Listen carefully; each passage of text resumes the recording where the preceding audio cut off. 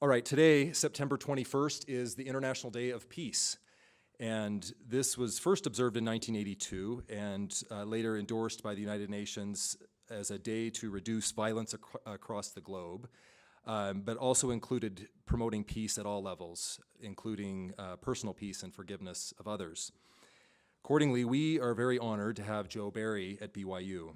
Ms. Barry is a peace activist that has spent the past 3 decades promoting nonviolent solutions to conflicts around the world.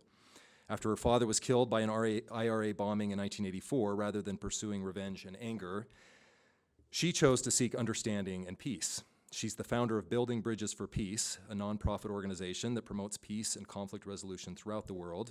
She's spoken in many countries about peace building, and her personal story of forgiveness, including places in conflict, including places in conflict or recovering conflicts such as Lebanon, Rwanda, Israel, and Palestine. She's also a founding member of an international organization called Against Violent Extremism, which is a global network of former violent extremists and survivors of extremism dedicated to steering youth away from violence. She was awarded a visiting fellowship with the Institute of Democracy and Conflict Transformation at the University of Essex. Please join me in welcoming Jo Barry.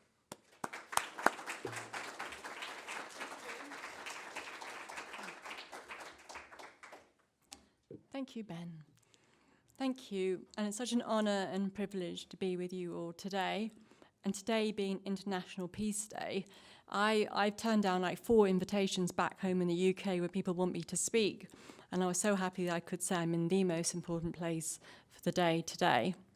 And right now there are people all around the world who are thinking of peace. Now for me, peace is something that we need to do every minute, every second, and every day. But it is fantastic that today a lot of progress is made. So I'm going to start with sharing some of my story, and I'll make sure at the end that I've got a lot of time for your comments and any questions that you may have.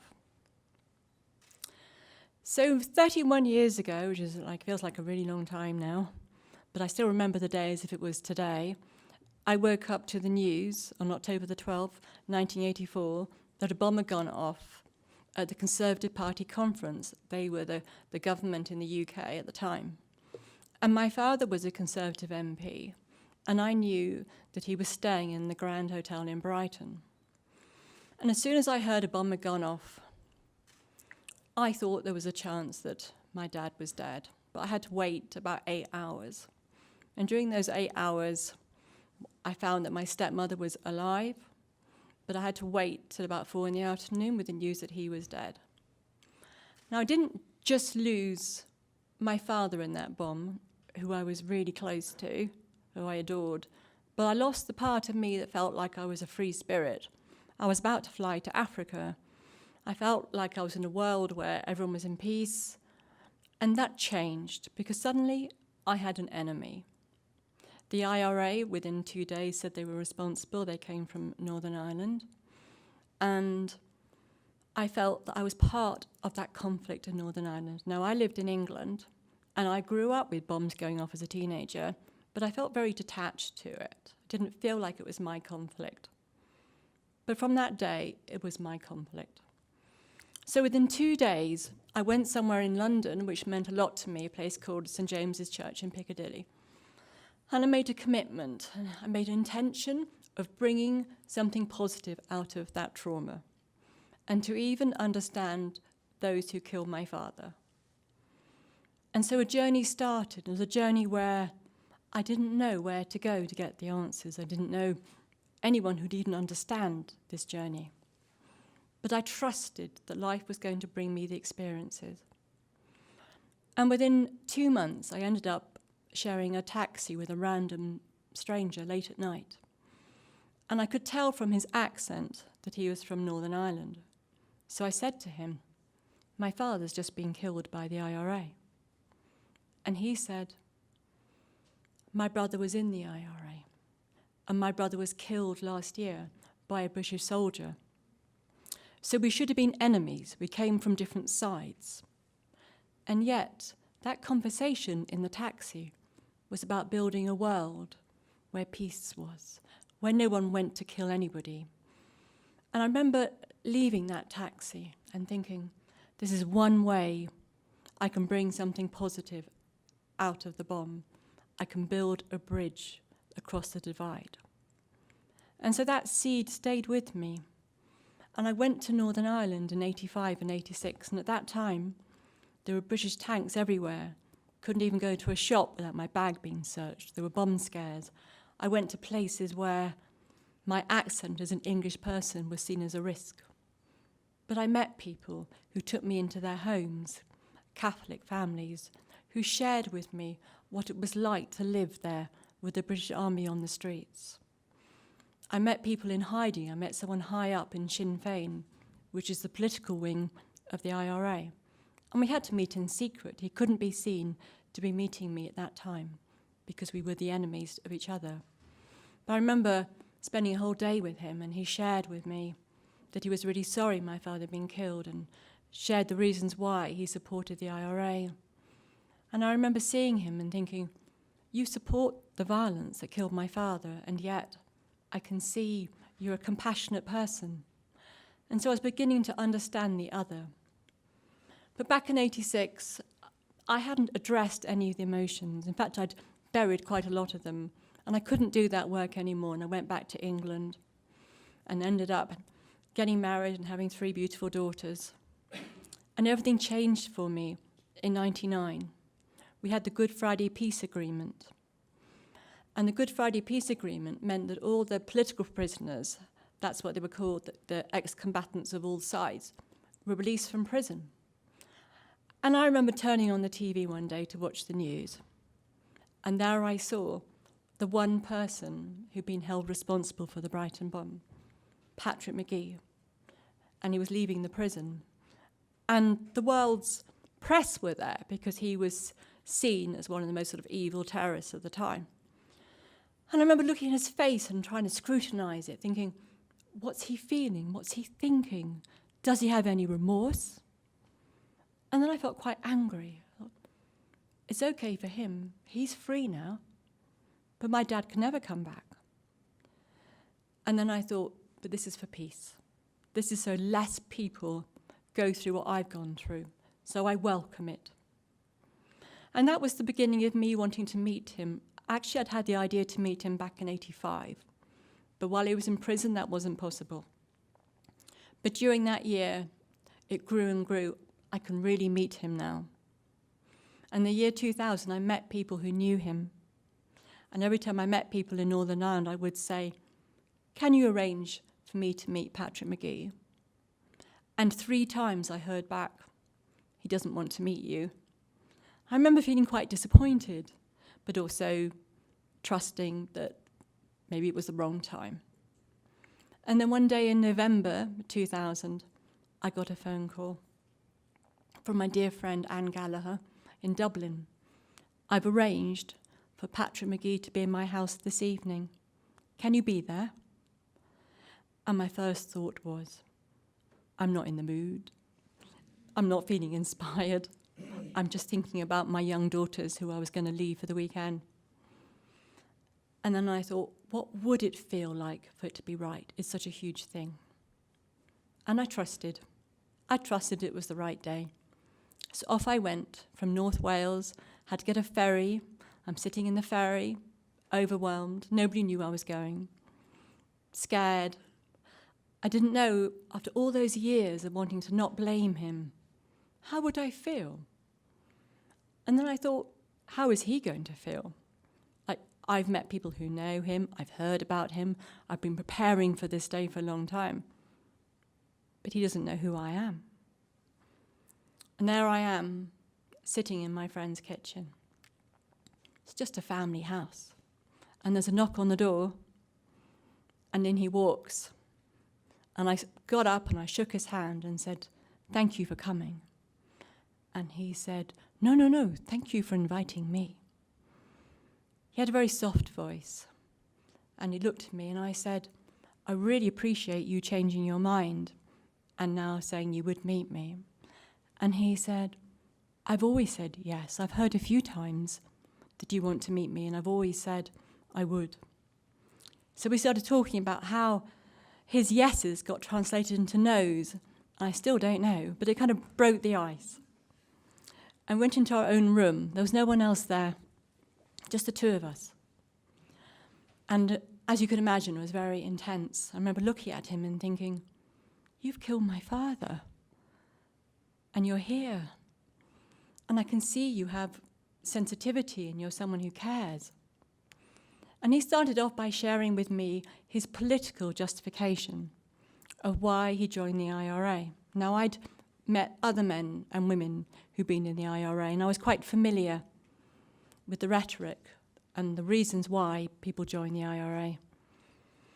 And so I was curious as to what else was going on in him, what was behind that. So I asked lots of questions and I listened. I got to a point where I was thinking, I've got what I want.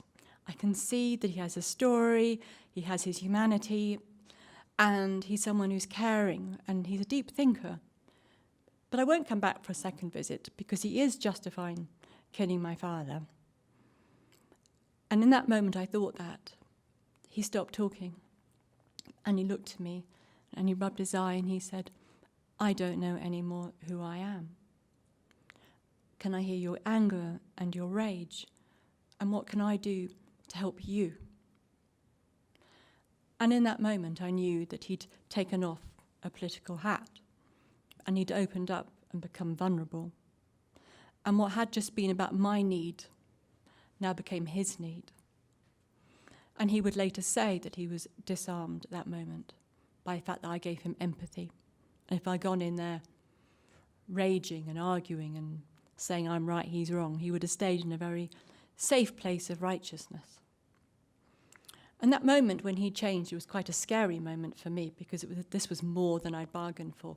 And I knew another journey had started. And for so much of that time, I'd been going to this mountaintop, which was like, it said on the mountaintop, meeting Patrick McGee, and now I was there.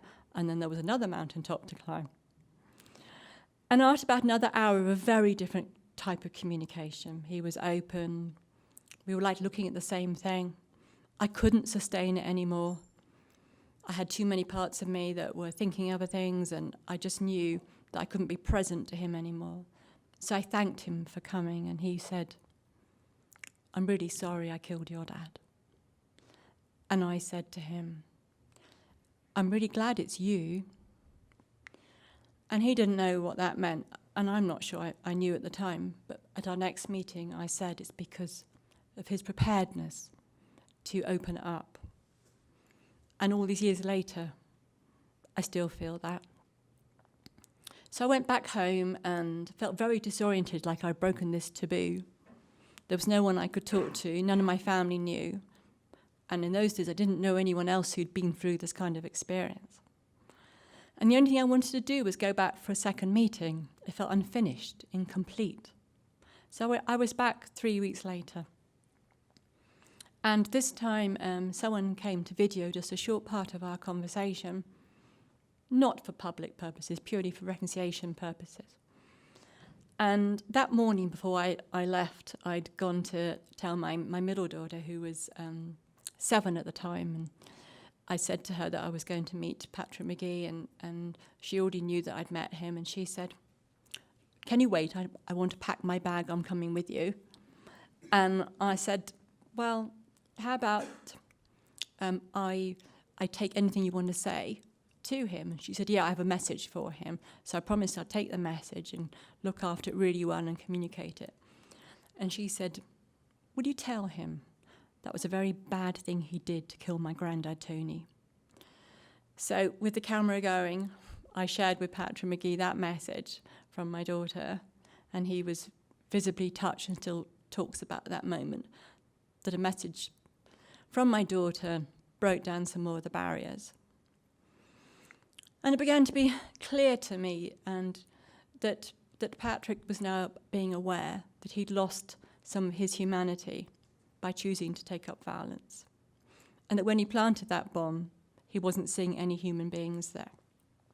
And another question that my daughter had for him a few weeks later was, "Can you ask him, didn't he see my granddad in that hotel?" And Patrick said, "No, the tragedy was I didn't see any human beings." And Patrick now knows that he couldn't have planted that bomb He now knows my dad. So he began to see him as a human being. In one of our first public talks, we had like 5 minutes to speak together. He said, I know now I could have sat down and had a cup of tea with Joe's dad. Now, the Conservative government weren't into having cups of tea with the IRA. They were like beyond communication. But I can see the two of them together, and that's very healing. And also, how much better would it be if we had those cups of tea around the world before we use violence? And that's about listening, however hard it can be.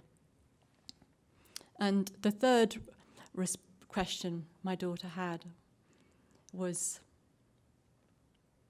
is he sorry for killing my granddad? I said, yeah, he is sorry. And she said, does that mean granddad can come back now? And in a way, I feel my dad has come back because he's now part of our story. And if Patrick was here, unfortunately, he can't come to the US, can't get a visa. But if he was here, he would say that he now knows that some of the qualities he admires in me, he knows came from my dad. And so he lives with the knowing that he killed a very special man. And of course, everyone who was killed in that bomb was very special.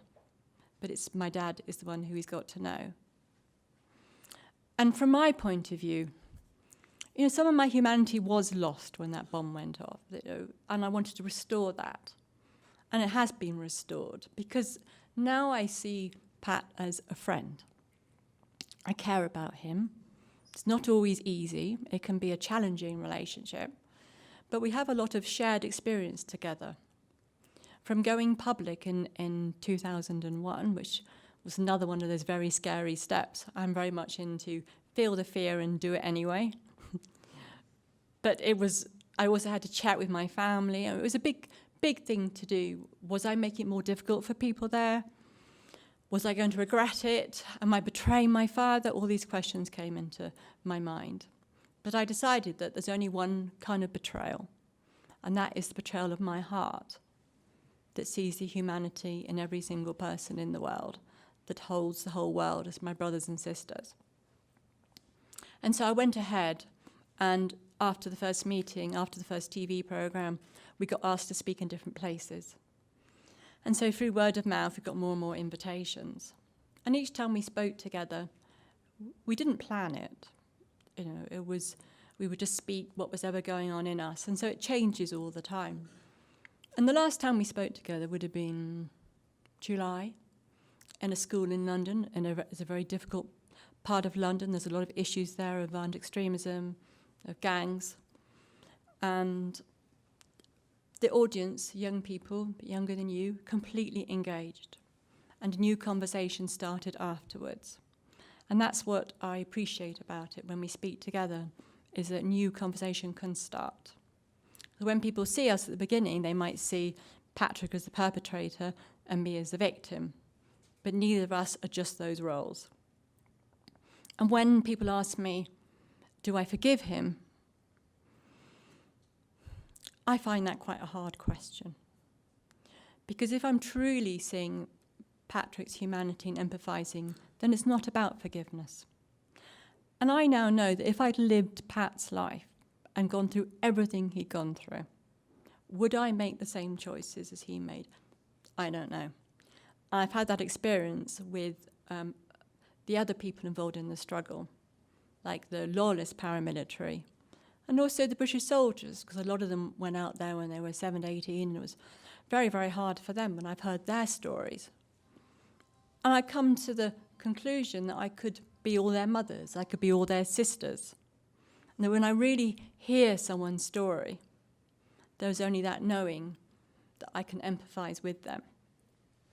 And when I was in Rwanda with Patrick, that was a very powerful time. I went there with that same willingness to understand and listen, and I heard people who shared the stories of being perpetrators in the genocide. And I met people who had 60 members of their family killed.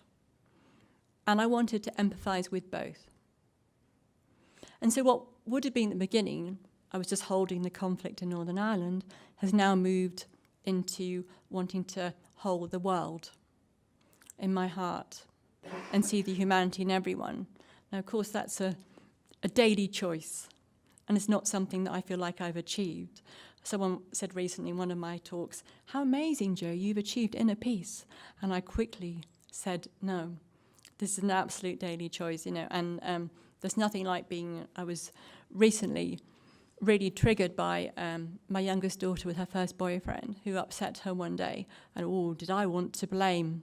And in fact, I sent a text, and you ever had that experience when you're sending a text, there's a voice in your head going, "Don't send it, you're going to regret it." And I was going, shut up.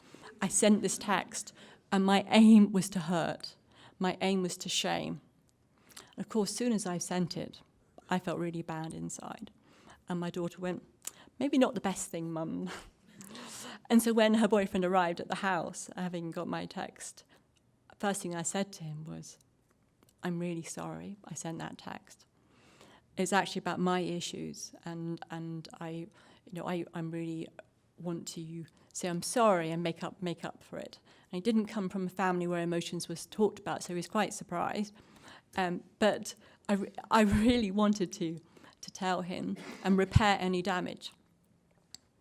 Luckily, she's not with him anymore, I have to say. But there'll be other lessons. So I can't sort of take away my antennae or self-awareness, because there's always that potential when I'm hurting to want to blame someone. And maybe that's never going to go away. But what I am getting better at is catching it before I actually act on it. And for me, one of the hardest things to do is actually give myself empathy. I can sometimes be really hard on myself. And so all these years on, I actually see Patrick as my teacher. He's taught me so much about my own wish to blame, my own pain, my own violence, and also taught me about non-violence. Because it isn't enough just to say, I'm not going to blame him, I'm not going to hold him responsible for my pain, but there's also, how do I communicate with him when he does things that I find difficult? So I'm learning how to communicate in such a way which challenges behaviour, but doesn't actually blame him or demonize him. So the learning goes on and on.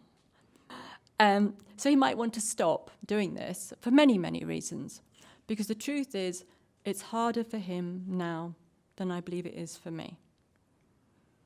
It's harder because the more he knows me, the longer he goes on his own journey, the more he has to grapple at night or during the day with the fact that he killed a wonderful human being. And that, to me, is, I suppose, in a way, it's the best kind of justice, sort of like restorative justice. And I think back to the me at just 27 that wanted to bring something positive out of this. And every time I speak, it's like I'm doing this for the first time. I remember I was in a prison recently, and there was a prisoner there who said, "Joe, this feels like you've never shared this before. This is the first time." And I said, "Yes, because it's the first time I've said my story to you." And that's how it feels. And if ever it got to a point where I thought I was repeating the same thing, I would stop. Because through sharing my story, it then starts a new conversation. And I've had people come to me and talk about things they wouldn't be able to talk about before. And that can be whether I'm in Palestine or Israel. I remember we spoke to an amazing group called Combatants for Peace, Israeli and Palestinians who come together. And after we shared our story, this was in Palestine, they had conflicts between them. As you can imagine, the work is so hard. And they started talking about some of the issues that they were facing. Another time, Patrick and I had a bit of a crisis, and it was during a 2-day workshop. And during this 2-day workshop, I said to Patrick, "I'm not going to do this anymore. I'm going to stop." And it's because he'd closed down, and I didn't feel that I could carry on working with him. And there were some Palestinians, Israelis there were people from Northern Ireland, there were people from other conflicts, and they were absolutely thrilled because it showed them how difficult this work is, and that then allowed them to talk about those moments when they wanted to stop. Because this is difficult work, this is difficult emotional work, and yet I think it's the most important work that there can be. The next thing we're going to do together is go to Mexico. And I'm sure that's going to change us in many ways. That's in 2 weeks. Going for 2 weeks in November. And we're also working in a school in London. And we go to Northern Ireland a lot. Now, the only place that I've been to anywhere in the world where I've had a riot happen outside was in Northern Ireland. And that's almost the hardest place for us to go to. We're least wanted there. And it's because of the trigger of who I am and who he is. And we spoke at an incredible peace centre there, and there were some people who didn't want the conversation to be happening. And so they started rioting early in the day. So I'm speaking like I am to you, and I can see at the back, I can see police with riot shields, I can see fireworks going off. And what happened that day was that the conversation in the room became, in my mind, sacred. People shared from all areas of Belfast, from all different perspectives. We had people there who lost loved ones. We had ex-combatants from all sides. We had someone who'd been a British soldier there. We had just everyone in the room summarize the conflict, and we were speaking with such respect. There was a lot of time for people to open up. But behind that, there was this riot going on. And we had to leave in a police jeep because it was that dangerous. And the people in that room, they had to go through the people who were rioting to get back to their homes. They were so brave. But that's unusual. That's really, really unusual. I mean, I sometimes get challenged, and I understand that. You know, in my country, we love to set up in the media two people who have different views. Don't know whether you do that here. I don't believe it gets best out of people, but that's what they like. So they set me up with people who sort of start off by saying, well, I've had someone murdered in my family, and you're wrong to do that. And then I say, wow, do you want to tell me your story? And I hear their story. And I go, you have all my support. And of course, I don't get asked back for that program because that's not what they want. But to me, we all have our own journey. We all have our own way of resolving conflict, of going through trauma. And we all have our own path. And most of all, we are all positive change makers. And my world is about seeing everybody with their humanity and with their capacity to change the world non-violently. So I'd love to have some time now for any question or response, or does this touch on your own life experience? This is a time where anything is possible. Thank you. So if you have questions, please step over to the mic and introduce yourself. If you're a student, let us know what you're studying. And we have, so just a little before 5 o'clock.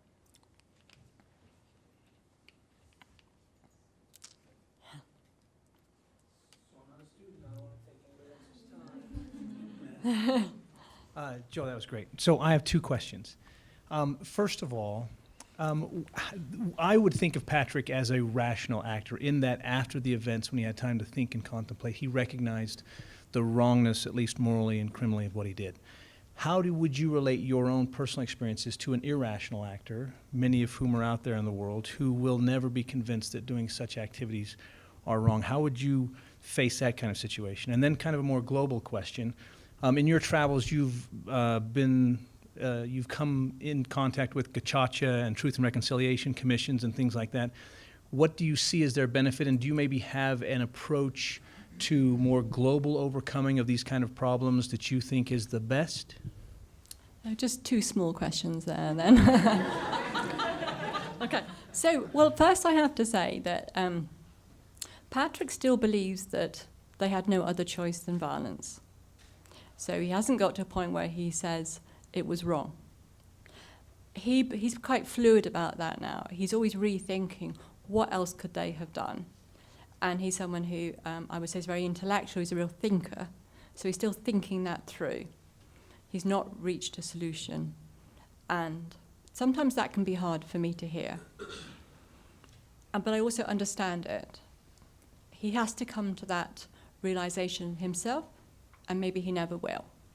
But what is more important for me is his behavior, the fact that he keeps on putting himself out there with me, the fact that he's so open, and I don't think many people from the conflict are, to really seeing the results of his actions. And he totally regrets that and feels it really heavily. So I'm not so interested where people put themselves on that journey. I'm interested in their story. I'm interested in the conversation that then happens. And some people are very sure. I have a friend called Arno who, I can't remember where he lives, but somewhere here, he was part of a white supremacist group. And he's now doing fantastic work. He quite often comes to Europe. And he's very, very clear. He had his moment where he just saw the error of his ways and changed. And he's doing really good work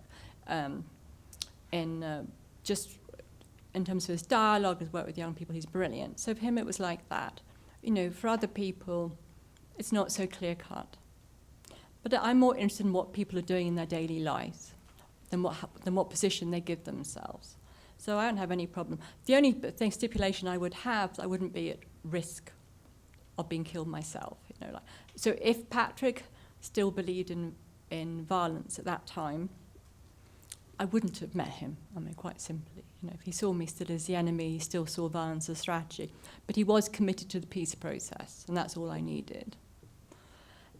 So that's sort of the first, to answer the first question well enough. So the second question, well, it's a big question. It's like, so how do we create peace, really? You know, how are we going to make sure that people don't use violence, and how do we deal with the legacy of violence? And one of the things that I feel so strongly is that every time we use violence, and I would say whether that can be state violence or terrorist violence or combatants violence, we leave a legacy. Every time someone is killed, there is a legacy. And part of that legacy can be that the person who's the victim can then become the perpetrator. So there's always a risk. So I know I'm usual, and I say that to me, violence never works. At the same time, I understand that we sometimes have to use violence, and I understand why people do. So I'm very much looking into a time where we're working to stop conflict before it gets to that point of violence. It's more about conflict prevention. And then dealing with the legacy is really difficult. In Northern Ireland right now, there isn't like a truth and reconciliation. And there's a lot of people there who haven't got justice, who don't know who killed their loved ones. There are a lot of people there who have never shared their story and still haven't got the support that they need. The peace walls, I don't know why they call them peace walls, but they're getting higher and higher. You know, and when my daughter, the same daughter who had those questions, she's been to Belfast with me and met other people in the IRA. She said, how about one night we just take all the walls down? You know, that was a great idea, but there's a lot of reasons why they're there. So I'm saying it's far better in Northern Ireland. You know, there really is a peace process happening. But there's a lot of people saying, well, how can we have a truth and reconciliation? And there's lots of ideas, and there's very good grassroots organisations working. At the same time, the politicians are still dealing with a legacy by accusing the other of something, and so it sort of goes on that level. So I don't know what's best for Northern Ireland. I certainly think it needs something, and there's some amazing people looking at what can we do to move it on. It's at a very difficult point right now there, where it needs, I think it needs a lot more listening. You know, one of the greatest gifts we can give each other is that deep listening, and that's what I think needs to happen there, to listen to each other.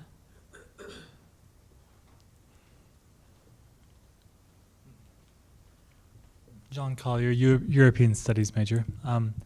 Just wondering, so we often talk about with terrorists or extremist groups, at least in the US, we often say we don't negotiate with terrorists. Do you have any, from your experience, is it ever a worthwhile endeavor to negotiate with a terrorist or extremist? Is that, have any perspective on that? Well, I think it's happening all the time, but we just aren't told about it. I mean, the British government was speaking with the IRA long before it became obvious. And, I mean, I know ISIS has done appalling, terrible things, but there are people right now talking to the more moderate parts of it. So I believe that we need to dialogue all the time. We need to find the people in the organisation who are the more moderate ones so that we can listen to them. At the same time, we obviously need to challenge the behaviour and keep everyone safe. But the way forward, if you think about any peace process that's happened, Quite often the peace process is made up with the people who were seen as the combatants and the terrorists, and now they are the ones we're talking to. So are there ways to hurry that process along? And I have a great friend and mentor who manages peace processes around the world, is very knowledgeable, and actually they're more than ever. And a lot of them happen before violence happens, and a lot happen afterwards. But the key players that were in the conflict are always the ones that are the key players in the peace process. So I do believe in dialogue, but I think we need to do it almost before violence is used, really. We need to really, be great if there were some people, because right now there are skilled people in this world in conflict transformation prevention, so they can be there to look at conflicts before they get to that point. And there's lots of other issues now, and I think climate change is a really big problem. There's a lot of people really struggling in their environment.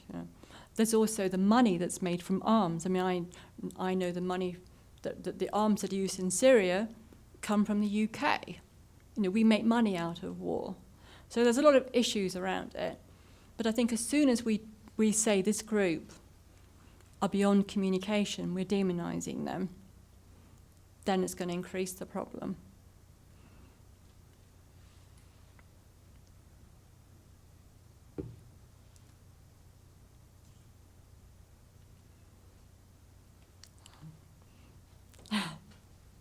It's quite far to go to the microphone, isn't it?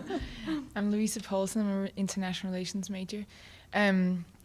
So we're talking a lot about the international conflicts, but obviously it must have been a very personal conflict for you as well, with the trauma. And how did you balance? Most people and most families have experienced some sort of trauma. Yours was a major one. Some might have been a little bit milder than that, hopefully. How did you balance keeping Patrick McGee responsible for what he did while working through the forgiveness process yourself? So the way that I saw this journey was going to unfold was that I couldn't control what happened to me. My father was killed, and that was nothing to do with me.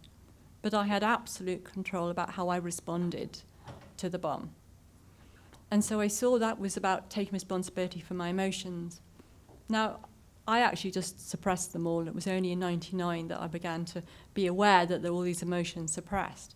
And I was very fortunate to be able to go to a place in Ireland called Glencory Reconciliation Centre.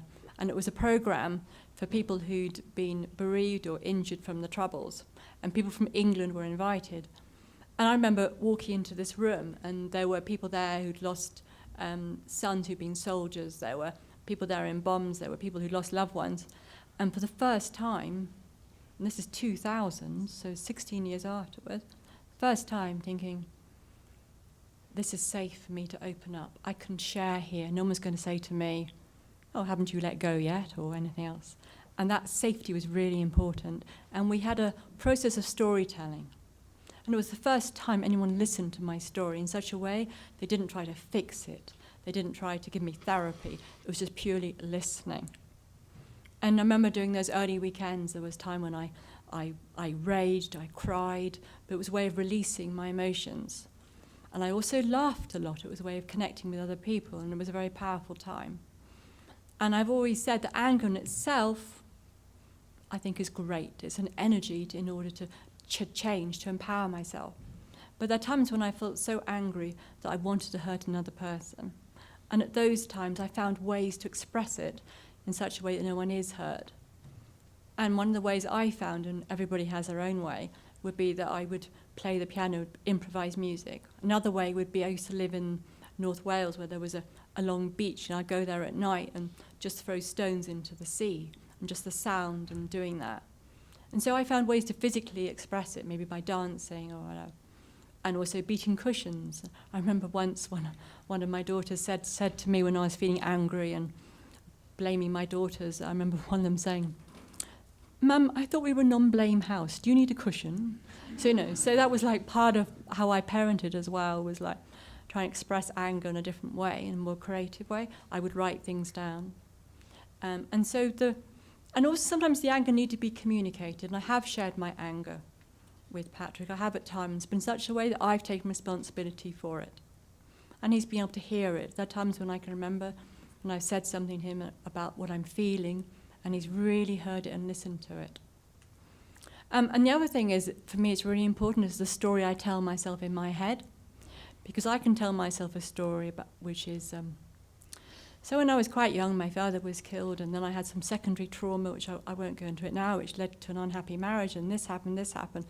Oh, I've really, my life's really been a mess, and I'm a failure, and start telling a story about I'm a victim again. And the more I tell myself how hard my life has been, the worse I feel in myself. And before I know it, I'm like feeling really awful and telling the story, which is making it even worse. So I check the story in my head. Is this the most helpful story I can tell myself?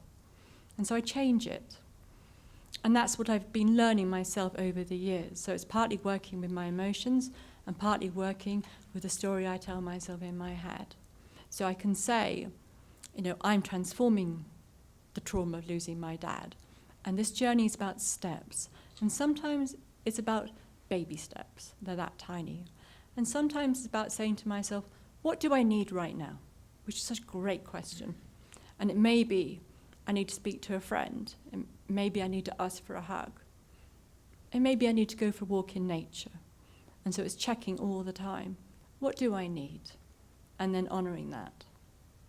So for me, it's a journey about, like developing some kind of emotional intelligence. I'm very aware of what I'm feeling, and I'm very aware of my thoughts, and then working with them both to change them. And I'm writing a book, and I'm talking about this process in the book, but the book's nowhere near to being published. But one day I'll send you a copy. Thank you. It's a great question.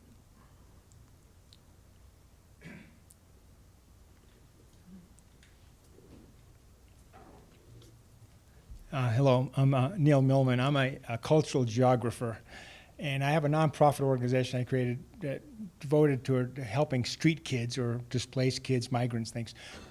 This might be a little bit off the topic, but I'm curious to know, have you had any experience with the reconciliation of child soldiers and anything with the conflicts that involve children?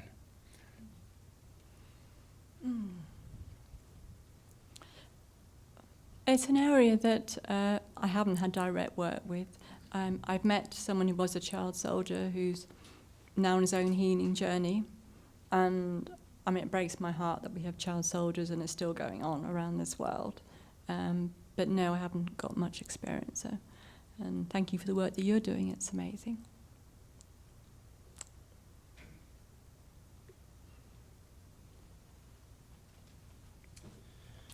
Hi, Joe. Hi. You spoke briefly about a term, restorative justice. Could you talk a little bit more about that? It's a term that I've recently become familiar with, and it sounds it's different than the kind of justice we normally think of. Somebody pays for something they've done. It's an interesting, as a theological term, the term restorative and the word restoration mean a great deal in the theology of the LDS faith. And the idea that this kind of justice is restorative. Could you just maybe talk a little bit about that? I'd be very interested. Thank you. Great. Yeah, no, great question again. So I think there is a big restorative justice group here in the US. Certainly something I'm involved with back home. So restorative justice would normally be much more kind of mundane, kind of burglary type crime, where we're bringing together people who, I've got two dear friends, and one of them, his job, he would say, would be a criminal. His parents were criminals. That's where he came from, in the East End of London. And so as a criminal, he'd regularly go in and burgle people's houses. And one day he burgled his house, and he disturbed someone who was in the house. And so he got caught and he went to prison. And these two people now, they work together. And what's so interesting is that my friend now says that for the first time, through hearing the story of the person's house he burgled, he felt empathy. And he understood what it was like for the people whose houses he burgled. And he never thought of it before. And then that was it. As soon as he felt that, he could no longer be a criminal. And he was someone who'd been through the prison system in and out all his life. but that was the first time that he felt that change, and he never went back. And he now has his own restorative justice centre. And what it gave to the victim, the survivor of the burglary, was, I think he would say that after it happened, he just had nightmares every night. He thought he must have done something, and why did it happen? And then when he met Peter, he began to understand that it was nothing personal. And so he actually found it healing to meet him. So we have programs where I've been to prisons where prisoners can ask to meet one of their victims, and it's very much done with preparation, support, facilitation, and support afterwards. And it's sort of checked how people are feeling. Quite different from how Pat and I met. We had no one there, so we were outside the system. A friend of mine recently who was raped and nearly killed, she's gone to prison to meet the person who did it, and that's changed both of them. Now, it's not for everyone, but it seems to be there's a link that happens between two people, one who's perpetrated, one's a victim, that can be healed through meeting in the right way with that safety that's so, so important. Because if it goes wrong, then the victim can be re-traumatized. So that's very, very important. But to me, the most exciting about restorative justice rather than punitive, I suppose I see punitive justice as not necessarily changing the perpetrator. Might make us feel a bit better for a bit, but actually it doesn't really bring healing for the victim either. But restorative justice has a chance for the person who's the perpetrator to really want to change. And I believe people only change when they really want to change. Like if we say to people, you need to change, they usually don't. It has to come from within, that they really, really want to change. And this can be a chance for that wanting to change to happen. And it can help both. I'm totally against the death penalty, I have to say that. And I work with families who've lost murdered ones here, who have tried to stop or have to deal with consequences of the person who killed their loved one had the death penalty. If we had the death penalty in the UK, Patrick would have got it for sure. No doubt about it. I don't believe that revenge or punitive helps the victim. It might help for a bit, but it doesn't actually address the roots of the wound.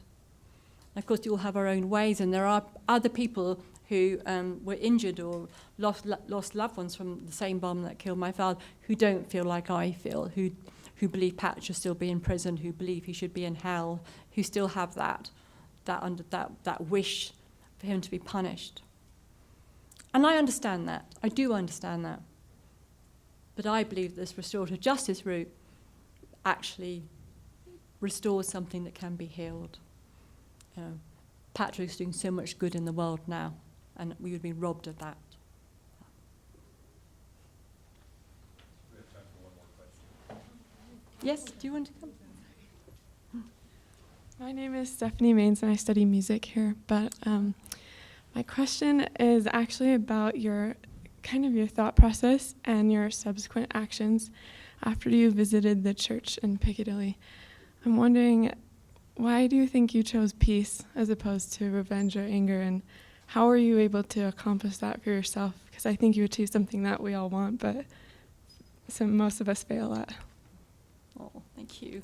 Well, we're all on a journey. I'm not always peaceful. I do see it as still steps.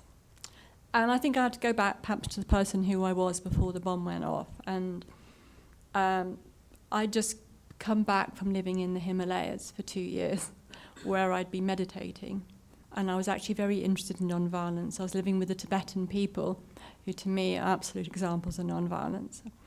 And those 2 years, it gave me, I suppose, a wish to bring peace into this world. But I saw it very much as meditation, inner peace. That's how I saw it at that time.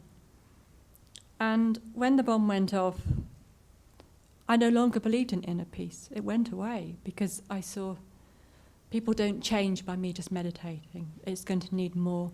And I could not meditate because I felt so much pain. It didn't help anymore. It didn't help.